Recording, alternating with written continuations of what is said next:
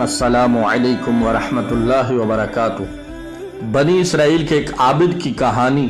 نصوح ایک عورت نما آدمی تھا، باریک آواز، بغیر داڑھی، اندھام مرد۔ وہ اپنے ظاہری شکل و صورت سے فائدہ اٹھاتے ہوئے زنانہ حمام میں عورتوں کا مساج کرتا اور میل اتارتا تھا۔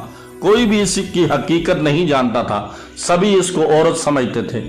یہ طریقہ اس کے لیے ذریعہ معاش بھی تھا اور عورتوں کے جسم سے لذت بھی لیتا رہا۔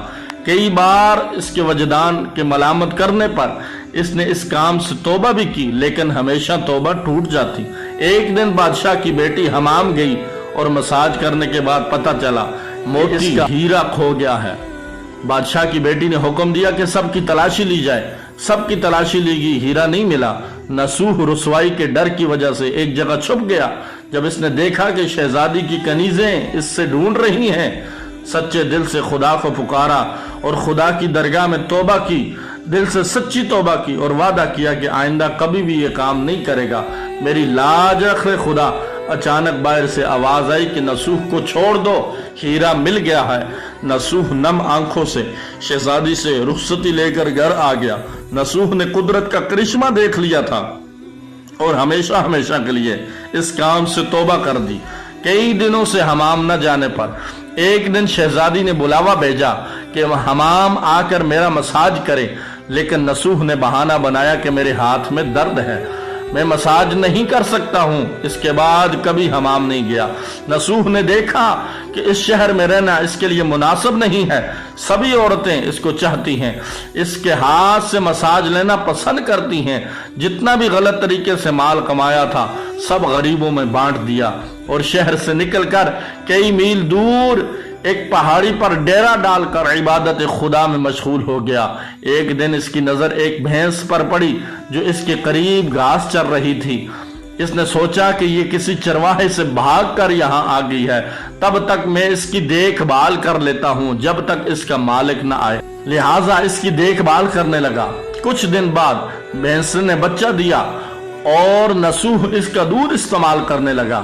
کچھ دن بعد ایک تجارتی قافلہ راستہ بھول کر ادھر آ گیا جو سارے پیاس کی شدت سے نڈال تھے۔ انہوں نے نصوح سے پانی مانگا۔ نصوح نے سب کو دودھ پلایا اور سب کو سیراب کر دیا۔ قافلے والوں نے نصوح سے شہر جانے کا راستہ پوچھا۔ نصوح نے ان کو آسان اور نزدیکی راستہ دکھایا۔ جانے سے پہلے تاجروں نے نصوح کو بہت سارا مال دیا۔ نصوح نے ان پیسوں سے وہاں کنواں کھدوا دیا۔ آہستہ آہستہ وہاں لوگ بسنے لگے اور عمارتیں بننے لگیں۔ وہاں کے لوگ نصوح کو بڑی عزت اور احترام سے دیکھتے تھے۔ رفتہ رفتہ نصوح کا آوازہ بادشاہ تک پہنچا، وہی بادشاہ جو اس شہزادی کے باپ تھے۔ بادشاہ کے دل میں نصوح سے ملنے کی بڑی اشتیاق پیدا ہو گئی۔ انہوں نے نصوح کو پیغام بھیجا کہ بادشاہ اس سے ملنا چاہتے ہیں، مہربانی کر کے دربار شریف تشریف لائیے۔ جب نصوح کو بادشاہ کا پیغام ملا تو انہوں نے ملنے سے انکار کر دیا اور معذرت چاہی کہ مجھے بہت سارے کام ہیں، میں نہیں آ سکتا۔ بادشاہ کو بہت تعجب ہوا۔ انہوں نے کہا اگر نصوح نہیں آ سکتے تو ہم خود اس کے پاس چل کے جائیں گے۔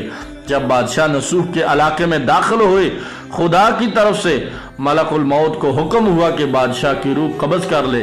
اس زمانے کے رسم و رواج کے مطابق اور بادشاہ کو نصوح سے ملنے کی وجہ سے لوگوں نے نصوح کو تخت پر بٹھایا۔ نصوح نے اپنے ملک میں عدل و انصاف کا نظام قائم کیا اور اسی شہزادی سے شادی کر لی۔